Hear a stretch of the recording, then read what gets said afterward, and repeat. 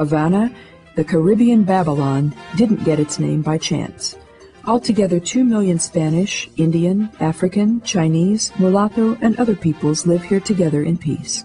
The Metro bus, a long bus pulled by a semi-trailer, holds 200 people at a time, transporting them throughout the city, which spans 45 kilometers. It's the biggest settlement in Central America. Fortunately, the tourist sites are limited to a smaller territory than this in the Viejo Habana, Centro Habana, and Vedado city regions. Sought by everyone, relics of the colonial past can be found in the old town Viega. Outside the former city wall, in the middle of a monumental park, the building of the Capitolio can be found.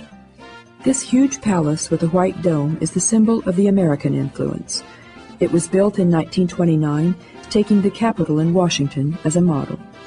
Due to its designer's healthy Cuban self-confidence, it was built to be 1 meter higher than the original. It served as the Parliament of the Cuban Republic for 3 decades. In one of its wings, the House of Representatives, in the other wing, the Senate was in session. After the victory of the Revolution, a new function was given it, and today it is the seat of the Cuban Scientific Academy.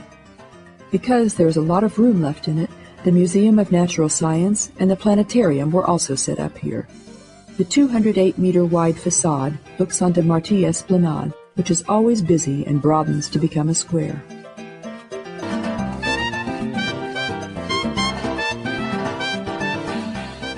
Exploring the real beauties of a city can be done best on foot, but sightseeing can also be continued by hailing a cab.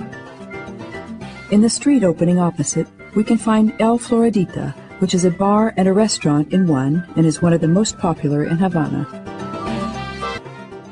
The determining elements of the panorama of Havana are the American old-timers. In the 1950s, Americans not only bought real estate here, but they also brought their cars, which were the most modern at that time. After the Revolution, Fidel nationalized the cars too. They belong to the national heritage. They're not for sale, even if the collector had paid huge amounts for a chromed Oldsmobile or a